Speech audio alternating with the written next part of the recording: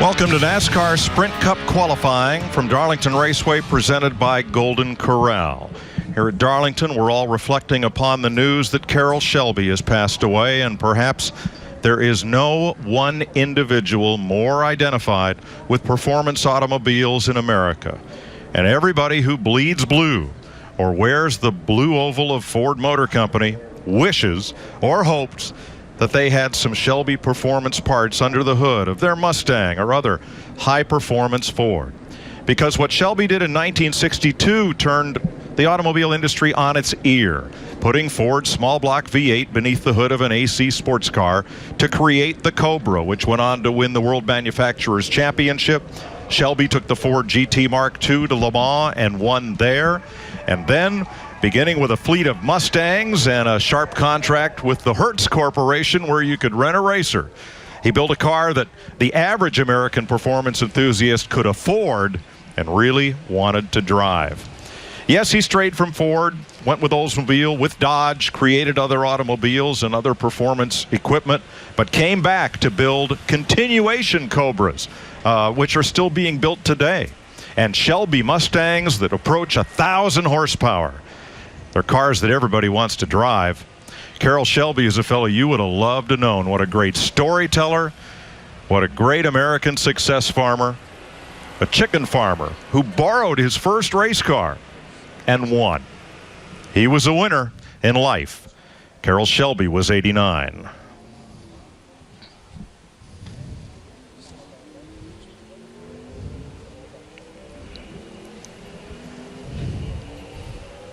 At Darlington, South Carolina, the track comes alive with the sound of a Sprint Cup car as we begin qualifying for the Bojangles Southern 500. From last to first in opening practice, and that sends Danica Patrick, who will be the third woman ever to race in Darlington, out on track in her GoDaddy Chevrolet. Well, she was the slowest in practice, did a nice job qualifying for tonight's race, ended up, I think, 15th. So this, to me, would be the biggest challenge, O'Larry, hopping out of that Nationwide car and hopping in this thing here and trying to put down a fast lap. And actually, we had a 45-minute second Sprint Cup Series practice, and we definitely observed that she made some gains, definitely from practice number 1 to practice number 2. Just so much difference in power. That alone is, you know, the speed and the power of this car over what she just got out of. Hard to make that quick adjustment. Well, she's picked up 3/4 of a second from what she practiced in the second practice. We will say, we anticipate, Darrell and I talked about it all during our practices, this is one of those racetracks like a road course where you really pick up a lot from qualifying from the practice session. You usually surprise yourself as to just how fast you can go when you really give it that extra little effort. Now, she is in the field for tomorrow night because of the number 10 number, which is owned by Tommy Baldwin Racing, who fields cars for David Rudiman in the races where Danica does not drive this car, prepared by Stuart Haas. We've just begun Sprint Cup qualifying at Darlington.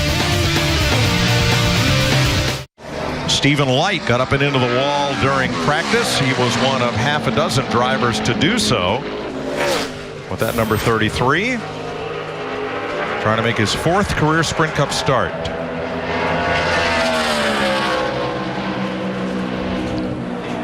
.28.15 on that first lap. You know, back to Mike Skinner, that 27.95, that may not get, boy, we got a lot of smoke out of Stephen Light's car, big time. Tire rub? Yeah, I would say it's a tire rub, what it looked like. Well, that's a product of running a lot faster than what you ran in practice. Yeah, it's only doing it when the car is fully loaded up in the middle of the corner. But Skinner's lap of 27.95, that may not make the show, but that's really a good lap for a race team that rolled in here as a brand new team and missed about half the first practice. Skinner did his part, I can tell you that. That's right. Let's get downstairs with Matt Yoakum. Mike, today marked another stepping stone in Danica Patrick's NASCAR career. So after an afternoon here at the Lady in Black, how would you describe it?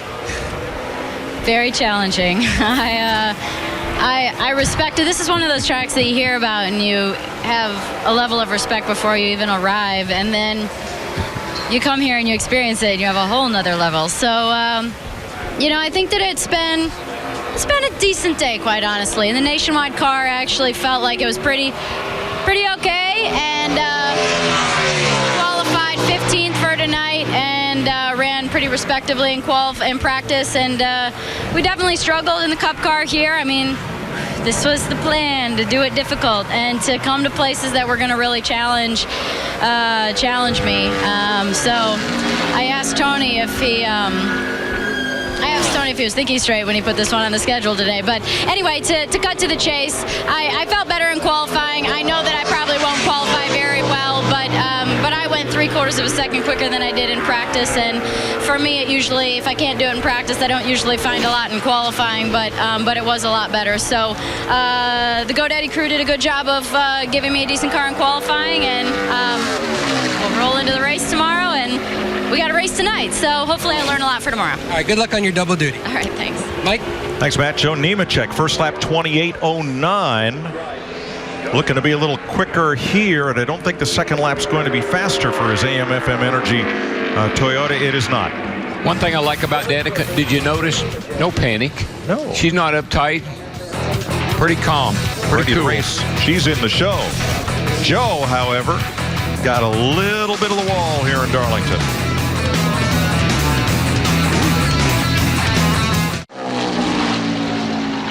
Welcome back to qualifying at Darlington. Here is the peanut patch, number 34. Green paint and peanuts, no problem for David Reagan from Unionville, Georgia, that qualified 11th here last year at Darlington. Now the 34 from Front Row Motorsports is in the show, as David has a little wobble-bobble between 1 and 2. Car looks just a little nervous. Noticed that down here in 3 and 4 on that coming on the first lap, and just moving around a little bit more than I think he would like for it to, I'm sure. 28 flat on the first lap. That puts him 7th, or just about midway through the cars that have qualified so far. And the second lap, just 3/100 slower for David Reagan. So he stands 7th right now. Krista. Mike, we've heard the lady in black described as challenging, unpredictable. Jeff Burton's a guy with many words, so how would you describe her? It's something you love and something you hate all at the same time. I guess the best way to describe it. It's a great racetrack. This is what racing's all about right here. It's it's really hard. It's difficult. But you can't ride around. You got to go hard if you're gonna run a lap. So it's to me, this is what NASCAR racing's all about. The only thing is, if it was about 103 degrees, it'd be normal. That's true. That's true. Thanks, Jeff. Casey Mears in the Geico Ford will be our next qualifier. 17th in line to go of 47. Yep, 103 degrees, sand all over the racetrack, slipping and sliding. Don't leave out the gnats. Gnats everywhere. Swatting at the gnats. And here comes Mears, who has 2 top 15 starts at Darlington.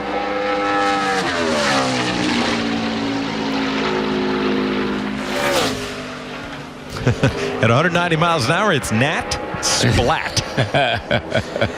It's like he was off the throttle just a little extra time in 3 and 4, and that cost him just a little bit, but still a great run for Casey. Yep, third quickest, 27.825. And he will play 2.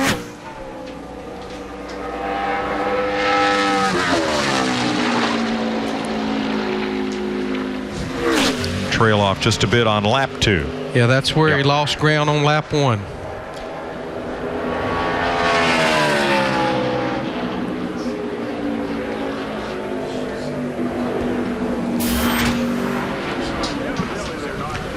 So Casey Mears currently 3rd. You'll find a few racing references throughout the Bruce Springsteen song catalog. Junior Johnson is mentioned, among others. And here's an American Ethanol Fast Fact. Darlington County is a song that Springsteen recorded on his album Born in the USA. It's a song that doesn't specifically mention stock car racing, but back then, what else was there in Darlington County? But this speedway, it's a neat place, but its claim to fame is the Darlington Raceway. Did you ever go to the Southern 500 parade? No, but I've seen film of it. I was the Grand Marshal one year. Got to be the judge at the beauty contest. Terrific. Big stuff back in the day, man. Yeah, that was on Sunday because the Southern 500 was Monday, Labor Day, and with the blue laws, because of church, you couldn't race on Sunday here. Yeah, the garage was closed on Sunday. Michael McDowell from Phoenix, Arizona is going to try to bump Mike Bliss from the field, and 28-14.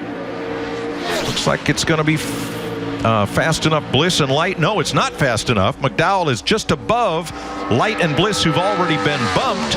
He's got to beat Scott Riggs. He needs another 2/100ths of a second to have a chance. And he really needs to do that, because I think Travis Quapple's going to have a pretty good lap, our final go-home driver here, and a couple of drivers to go. Yeah, they got that baby taped up solid. No, not enough for Michael McDowell. 28-14 on the first lap, 28-19 on the second. And the Phil Parsons Mike Curb car will head home today. When you see that water blowing out the right corner of the windshield, that means that engine is starting to labor. But Larry, you said the garage was closed, but the infield wasn't. Oh, no. Infield was wide open. That baby was right. Casey Mears talks with the media. Casey Kane will go a little bit later on in the running order. So one spot is open in the field. Scott Riggs is the car in question. Got some issue with the 55. I'm not sure what's going on. Looks like maybe moving some weight or something, but can't really tell. Have to get one. Oh, Travis Quapple bumped the wall in the middle of the corner in that Dr. Pepper 73. A late add to the field, so Quapple will have a ride instead of having to sit idle, while David Rudiman wheeled the BK Racing number 93. Quapple was quick in practice. Let's see if he can get in the field to bump Scott Riggs. He's all right, I think. Yeah, he's going to be in great shape at this lap. Heck yeah. Fifth fastest Quapple will race in the Southern 500 tomorrow night. Just remember. Whoa, hang on. Somebody please get on the radio. He's in. He's in. Yeah. I don't even know. Darrell, would you even need anybody to be telling you right now that'll be good? No, if I could just get one lap here with not hitting anything, I'd be happy. Bring it in. I think a driver, though, gets in a mode, Larry, and he just goes to it. Yeah, I agree with that, my friend. But a driver goes out and they drop that green flag, and he's like a bull. He just goes until he sees a checkered flag. Somebody tells him to stop, or he sees a checkered flag. It wasn't pretty, but it was fifth quickest. It's effective. Said it was pretty loose. That right there is what pretty loose looks like. When you can read the right door numbers from that angle, that's real loose. And more in turn 4. It's just loose off, though. It's good everywhere else. Oh, yeah. And most importantly, Quapple's in the show. And as Jamie McMurray comes out to qualify, here's Krista. Well, Mike, Casey Kane has had a lot of success in the Truck Series here at Darlington and has some good runs in the Cup Series. What have you been missing to get that win in victory lane here in the Cup Series? Well, it's tough. It's a tough track and stay out of the wall. Last year we had the best car, and I hit the wall about halfway through and ended up 4th. We weren't quite as good after that. So hopefully our Rockwell Tool Chevy, we made the right gain. You know, we made a lot of adjustments for qualifying here, and we're going to have to do the same for the race. We just weren't quite as good as what we wanted to be today. But I don't know. I enjoy racing here, and it should be a good night tomorrow. And he's wearing the colors that he was wearing when he won that truck race at Rockingham a few weeks ago. All right. Here is Jamie McMurray, the Bass Pro Shops All-State Chevrolet, and he is fastest with a 27.45. McMurray, the pole winner here 2 years ago. Look out, track record. We're coming after you. Jamie Mack, already won pole, quickest so far. Jimmy Johnson goes pretty deep in the order, 41st of 47. He's pretty happy with his car. He said they got it pretty sporty, felt pretty racy in it, and he's thinking he might have a pretty good run here for qualifying. Matt Kenseth will go out 36th.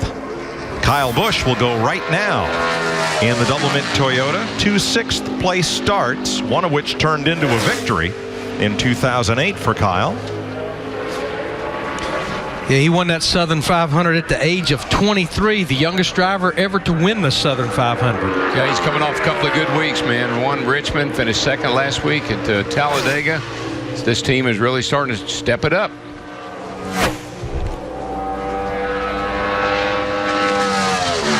Oh, yeah. Just packed her on down in there. Carried a lot of speed into 3. And the tracker, it just keep inching to the left. Yeah, it's going to be about a 10th faster, I think, than McMurray. 40. 27.40. The track record is 27.131.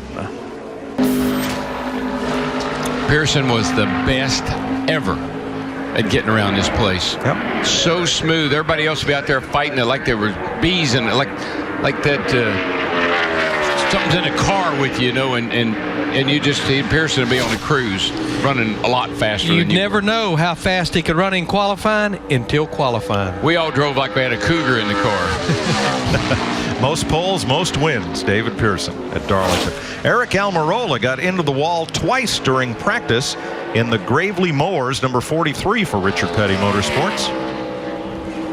He should be pretty happy with that lap right there. 27.49 puts Eric fourth quickest in the 43 car right now. Yeah, he's been on an adventure today, but they got it together at the right time. Well, last week had his season's best qualifying effort, fourth at Talladega. He has 2 nationwide and 1 truck race at Darlington. This is his Cup debut here. I just think Mike Ford is going to help him so much. They can work on the car. Mike knows the car, but then he can help Eric as a driver too. And he becomes the first driver to pick up just a little bit on lap 2. Almirola fourth behind Kyle Busch, Burton, and McMurray. Casey Kane coming up shortly.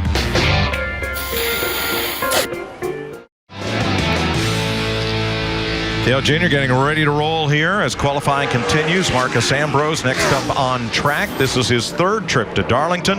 Remember, we race here just once a year. He started 6th here last year, his best effort. Yeah, he has started in the top 10 all 3 of his races that he's been here.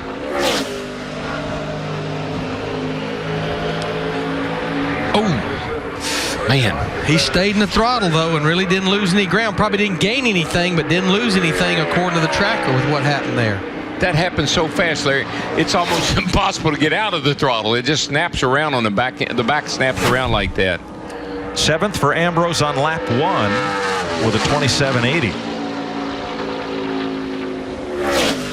And quite honestly, keeping in the throttle, it just keeps the tires loaded up, keeps everything loaded up. Probably if you jumped off the throttle, you'd be in trouble. With inches to spare, he picks it up. 6th on lap 2. Nice pickup for Ambrose. Matt? Mike, winning at Darlington is meaningful for any driver, but I don't know of any driver whose car looked like a bulldozer went down the side of it when you won here in 2008. Yeah, it was a little rough in 08, but man, then things could withstand a hit. We weren't building a whole lot of downforce into them and just kind of going off the gold surface and all that stuff. And then you mash on it as many times as you wanted to, and it's like every time I moved the rear end backwards, it kept going faster. So it was a fun night. We won on Mother's Day weekend there and had a great weekend, but so far so good here. I don't know if that'll hold up or not. I wish it was about a 10th and a half faster given how it felt, but all in all, good double mint Camry and ready for tomorrow. Thanks, Kyle. Mike? Casey Kane, the Rockwell Tools Chevrolet, was 22nd quickest in practice. 4 poles here, including last year for the Red Bull Toyota team. Had to get out a little bit over there off of 2, and that hurt his speed a little, but he cut some of it back down here in 3 and 4.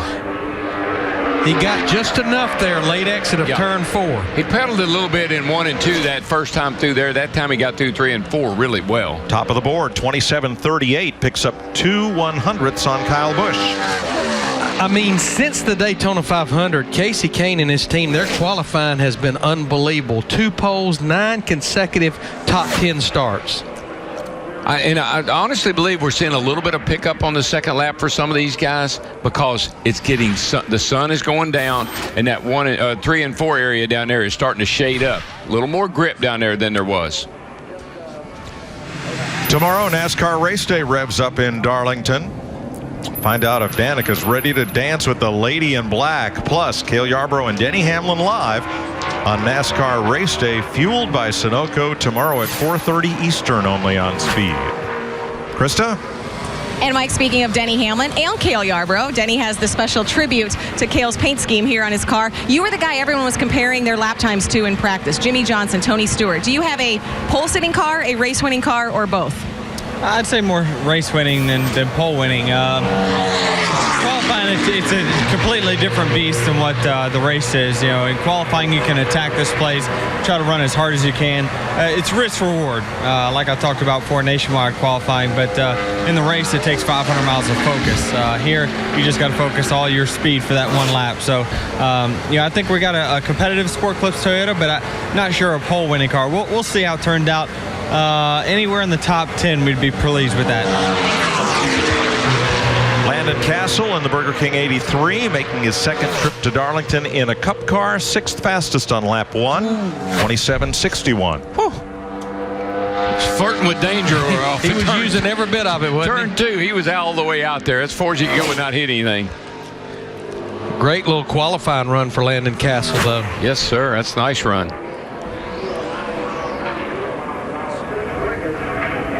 Second lap falls off a 10th. Yeah, Darrell, it's strange. The only 2 drivers that's picked up a little bit on lap 2 so far after 27 drivers, the 2 Richard Petty Motorsports drivers. A little shade down 3 and 4 and a little air pressure, maybe a little different attack on the air pressure. Regan Smith, last year's winner on the final restart, without taking on tires. He races away from Carl Edwards by just enough to secure his first Sprint Cup victory. Started 23rd and led 11 laps in the Denver Mattress Furniture Row Chevrolet. Look at that list of drivers who got their first Sprint Cup victory right here. The C is for Chambers, by the way. I don't know why that was there, but yep, Lake Speed was one of those. Well, there was a time when we could depend on the 78 car to be at somewhere up near the front, first 2 or 3 most of the time. Got a pretty good looking lap going. Lost a little bit off of turn 4 right there, still up close to the top. Third, 27.45. Pips Jeff Burton by 7/1,000ths of a second. All right, bud, that's pretty good. 27.45. Shut it down. There we go. That's how, to me, I mean, that's how treacherous this place is. Why do you want to create extra work when the lap doesn't mean anything? There's nothing in it except trouble. Joey Logano among those ready to run. Matt? Kasey Kahne carrying that momentum into Darlington. So looking at this unique shaped racetrack, which end is more challenging during your qualifying run? Right there it was 1 and 2, but usually for me it's 3 and 4. We're just pretty free through 1 and 2, and got through 3 and 4 pretty good. But that was a good job by our whole Rockwell Tools Chevrolet. All the guys did a nice job, and we've battled it in practice, made some gains there. So hopefully we can build on that for tomorrow night. But that's the best the car's been so far. So it won't be the pole, but it'll be a decent lap. Mike? Dale Earnhardt Jr. was 19th quickest in practice. He has 2 front row starts and 3 top 5 finishes here. And he had to get out of the gas big time. And for all the advantage you're going to get down here in 3 and 4, and you heard Kasey talk about it, you're going to have a disadvantage a little bit in 1 and 2 because the sun is still very hard, shining very brightly in 1 and 2. First lap is 9th quickest, 27.64. And he's going to only, I think he's only going to run 1. And he gave every bit of that up in the middle of 1 and 2 there. He had to get out of the gas real quickly, and it really hurt his lap time. You know, we were talking about this early. A great start to the season. You know, you look at his top 5s, top 10s, third in the points, but he's completed every lap of competition in these first 10 races so far. That's pretty remarkable right there.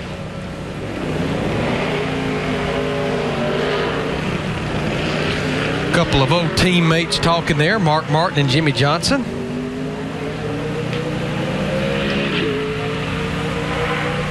And next up will be last week's winner, Brash Brad Keselowski, in the Miller Lite Dodge in his 4th trip to Darlington in a Cup car. Finished a career best of 3rd here last year after starting 10th. Never led a lap here. I got a feeling that may change tomorrow night. I tell you, I still think he had an effect on the outcome of last year's race when with Regan and Carl up there and Brad right in 3rd when they restarted. Brad did everything he could to get up there to kind of mess with Carl a little bit, and it actually helped Regan. 18th quickest in opening practice. I think he's going to step it up pretty good right here.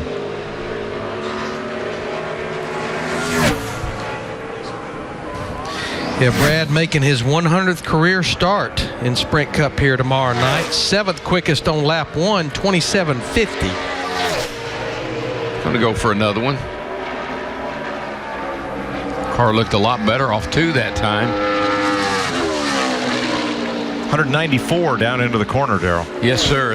Wow. That's unbelievable here at Darlington. See it, Larry. See that lap and a half that the tires have in them. Yep, He was really golden. made him mad by the time you get back over there. Only fell off 7 100ths on lap 2, but Keselowski right now stands 7th.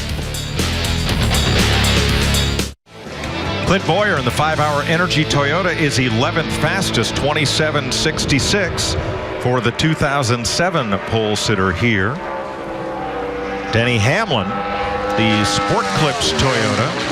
If you imagine all that red to be blue and look at the peaks of the mountain on the hood, that's one of Cale Yarborough's paint jobs for Junior Johnson when he drove the number 11 to 3 straight championships. Yeah, I went down and had some pictures made, a photo op with Cale and Denny and myself, and yeah, it's a nice tribute to Cale, and you know, being a local guy. And I love what we're talking about in the practice show. Cale climbed under the fence to get in here, but that same fence he went over one time to get out of here too. So Hamlin is 3rd quickest, 27:44 for Denny, the Sport Clips number 11. And remember, that was possible back in the day because it's a guardrail. It didn't have a solid wall like it is now, so easier to get through. Aerial coverage brought to you by DirecTV. Only DirecTV gives you dedicated driver channels. Call 1-800-DirecTV. Juan Pablo Montoya, a winner at someone earlier today on our telecast, compared Darlington to Monaco. The tall walls, the narrow racetrack, I guess somewhere, somehow, there is a similarity for this part of South Carolina to that principality. Yeah. But Montoya's won there. That's the difference. He's not won here. Royalty lives in Monaco, and royalty wins in Darlington. Okay. Well, I know when he first came here in 2007, Goodyear actually got him to participate in a tire test. And when they asked him after his first run, what do you think about it? He said, darndest place I've ever seen. I think it still is.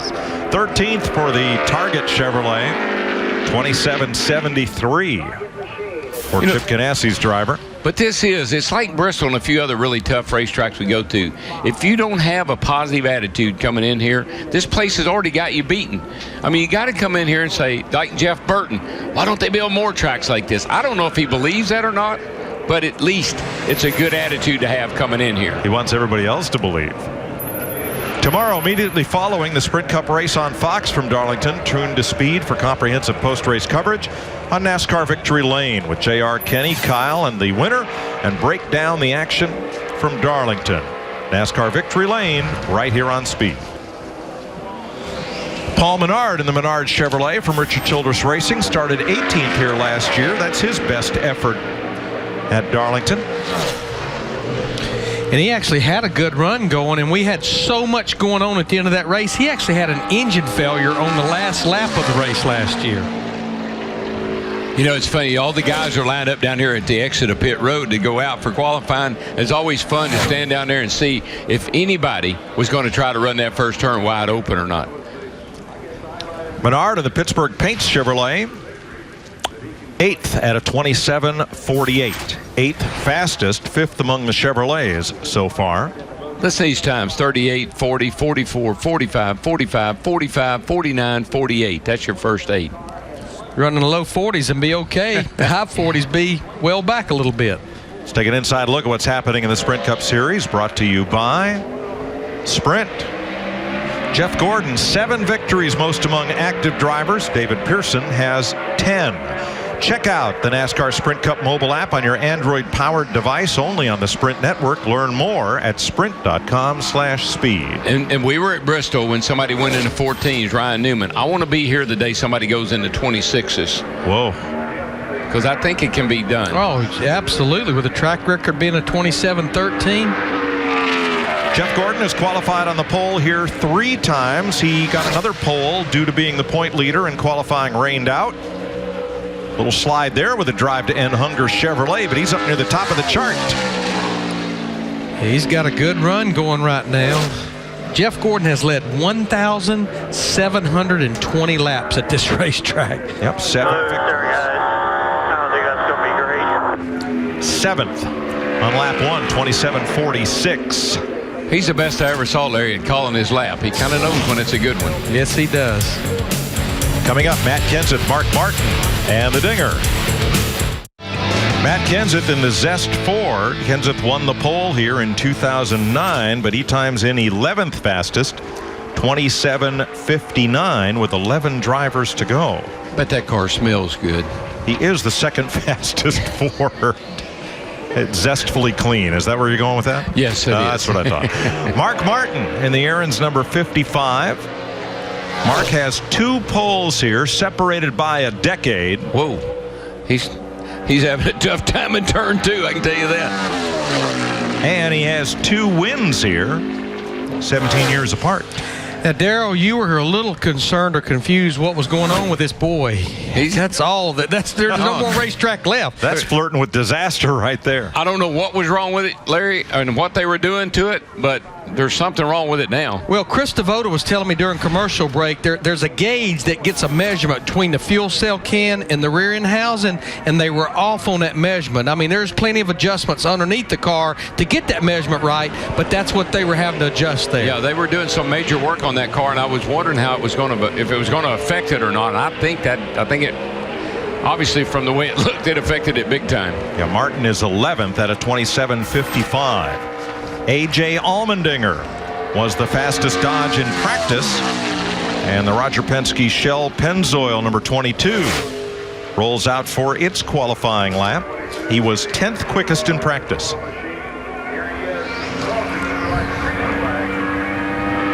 This car's been qualifying pretty darn good. He has 1 top 10 start here and 5 appearances. Yeah, he definitely showed a lot of speed in that second practice session. The last 3 races, including front row at Talladega last week, he's qualified in the top 4. Ran a little lower in that end of the speedway, 3 and 4 into the track, which I've been wondering if somebody was going to try. Don't know if that's a hot tip or not. And he displaces Mark Martin at 11th with a 27:50. Yeah, he and his teammate Brad Keselowski ran within 6 1/1000ths of each other. That's all. She's done.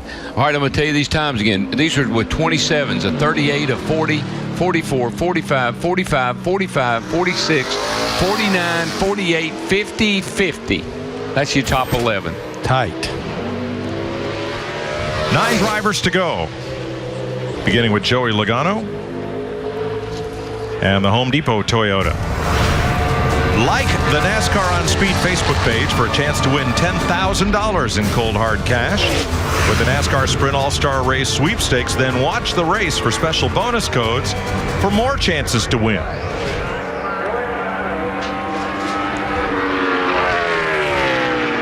Logano's first trip here, he started 5th, finished 9th. One of those drivers who have had good success at Darlington as a rookie. His 2 teammates, Kyle Busch, Kevin Hamlin, right now 2nd and 3rd.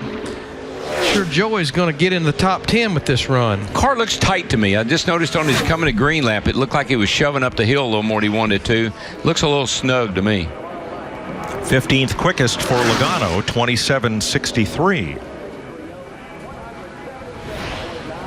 And that'll be all for Logano. 8 drivers to go.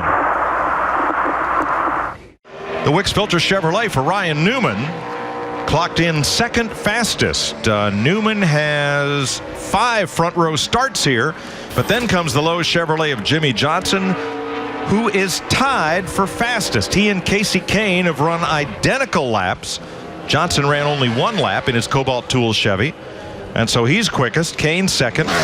Newman, Kyle Busch, and Denny Hamlin as Martin Truex in the Napa Toyota rolls out and tries to beat his previous best Darlington start of 16th. This is just freaking me out how close these guys are. 27-3-8, 2 of them right on top of each other. 3-8-6. And Kyle Busch and Hamlin 40s with a 4, both of them. Solid run for Martin Truex Jr. in that 56 car. Lost some ground off turn 4, but 5th quickest. Yep, 27.42 for the New Jersey driver. 2 Toyotas, 3 Chevys in the top 5. There's you another 40, DW. Yeah, they're just laying in there, man. 2 38s and a bunch of 40s. So Jimmy Johnson may win this pole simply by virtue of being higher in the Sprint Cup standings than his teammate Kasey Kahne. Well, you know what? I ran into Jimmy when I was down there getting a picture with Cale, and I said, how's your car? And he said, I think we got something for him. He said, I really like my car this weekend. Got a lot of good adjustments in it. All right, we're into the Fast 5, beginning with our Sprint Cup champ, Tony Stewart, the Mobile One Office Depot Chevrolet. For Stewart, who has 2 second-row starts here. Yeah, Jimmy, back to the 48 car, they got into the wall. I mean, right at the beginning of that first practice earlier today. But I like what he did, Larry. He told me, he said, you know, some of these tracks lately, I just feel like I have left a lot on the table. I'm not leaving anything on the table today. By golly, it paid off. Not so for Tony Stewart. Yeah, the reason that tracker keeps jumping around so much is simply that's the area that there's so many drivers right in there. Yeah, 27.51 for Stewart. Now that's only 13/100ths of a second off pole, but it's 15th fastest right now, Matt. Hey, Mike, Jimmy, if the qualifying ends now and stays the way it is, it's going to be a tie on the front row. Yeah, we still have cars to go yet. I know we've all been wondering when that day would happen. I really hope it's today. My Cobalt Tool Chevrolet has been very, very fast, and I think there's a little bit more speed out there down in 3 and 4, and we'll see if somebody can find it.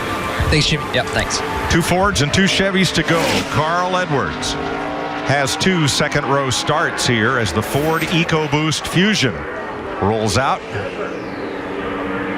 Can you run that first turn wide open? You can. I mean, they don't even go below 170 miles per hour in the middle of 1 and 2, what little they're off the throttle. But you're talking about a track where there's huge drop-off. I mean, you're talking running in the low 27s here. We'll be racing in the 30s. That's a smooth lap. It's not going to be a pole lap, but it's going to be a good lap, I believe. Falls to 6th right at the end there. Edwards 27.42. Second driver at 42. And let me correct, the tie at the top would be broken by car owner points, not driver points. But in the case of Johnson and Kahne, driver and owner points are the same. I don't know. We've been doing a lot of qualifying shows. This 11th one this year. I don't think I ever remember seeing these times this close. Especially tied for the pole. I mean, there's a couple of ties in there, a tie for the pole. Carl Edwards' second lap falls off by 8/100ths, so he is 6th right now with 3 drivers to go. He'll start in the top 10. You know, that just tells me, Mike, that everybody's getting all this track's got. I mean, that's all the track's got in it. That's right. And one of the pleasant surprises of practice was the James Finch number 51 of Kurt Busch. Busch is 3rd fastest in practice. When he drove for Jack Roush, he had a pole here in 2004 and a runner-up finish in 2003. He's not won here in 15 tries, but what a great run this would be for this small team. Lost a little bit right there. Matter of fact, lost a whole lot right there. Yeah, he had to really get out of the throttle late exit up on the straightaway. That's too bad because he had a great lap going. Just that little step out coming off 2 over there. Messed up the whole lap. You lose your momentum off of 2 and it just really messes up your whole lap. 23rd for Kurt Busch, and he shuts it down. But that's the gamble you take. You're right on that. You know, you push it. If it sticks, you might be on the pole. If it doesn't, How to drive 3 and 4. Sorry, guys. Tough break for Kurt, and we are down to the final 2. Right now, it's an all-Chevy front row. Jimmy Johnson, Kasey Kahne, Greg Biffle, and the 3M Ford trying to change that. Biffle, a past pole sitter, and a double winner here. He'll be the last Ford to qualify. And Ford, a name that will be forever linked with the exploits of Carroll Shelby and the creation of the Cobra. Shelby, who passed yesterday at age 89, a Dave Despain special at 7 p.m. tonight on Speed. the Shelby legend. This is a guy that couldn't take the pole right here. Really, really loves this place. Fast here, got a couple of wins. Well, you heard Denny Hamlin say qualifying you attack this track, and I don't know anybody that attacks a track more than Greg Biffle. Like the way he's running this lap. Didn't overdrive the corners. This is going to be a great lap for Greg Biffle. Great lap. Yes, sir. Can he break the tie? Yes. 27-28. Biffle on pole by a 1/10 of a second. I'll tell you, there's nobody, in my opinion, that gets around here much better than Greg Job, Biffle buddy. does. P1, 27-28. Awesome job, buddy. Stuttering. I think I had a little bit better one coming. No, you're good. You're good, brother. You're good. Garner Jack Roush looking on. Look at the watch. Yeah. Thumbs up. I love Jack. That's a lot of emotion from Jack right there. And the final qualifier will be Kevin Harvick and the Budweiser Chevrolet. Harvick had the fastest lap of practice, so he gets the honor of being the final qualifier. Another fellow who had a good run here as a rookie. In 2001 in the spring race, he started third and finished in the top 15. Yep. Kevin has not had a pole since September of 2006 at Loudon, New Hampshire. And based on the tracker, not sure it's going to happen at Darlington in May of 2012. No, he really didn't get turn one at all. He backed off way early. Something just not coming. His car's just not acting right.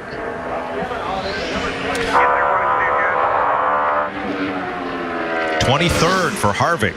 27.63. Row 12. Yeah, that's disappointing for those guys. So Greg Biffle wins his 11th career pole. 6 starts since his last one at Bristol. And Jimmy Johnson in a tiebreaker will start on the outside of the front row. Matt? The two-time winner will roll off from the pole. How on edge was that lap here? It may sound stupid, but that balloon over there caught me more off guard than anything. I came off of turn 4 and saw this red thing in the middle of the track and almost lost my concentration, but that was pretty on edge lap. I felt like I left a lot on the table in turn 1 and 2, but I guess I got through 3 and 4 pretty good. Mike, the lady in black, balloons, it's all challenging here at Darlington. Greg Biffle will start from the pole. It's a Ford Chevy front row for the Bojangles Southern 500.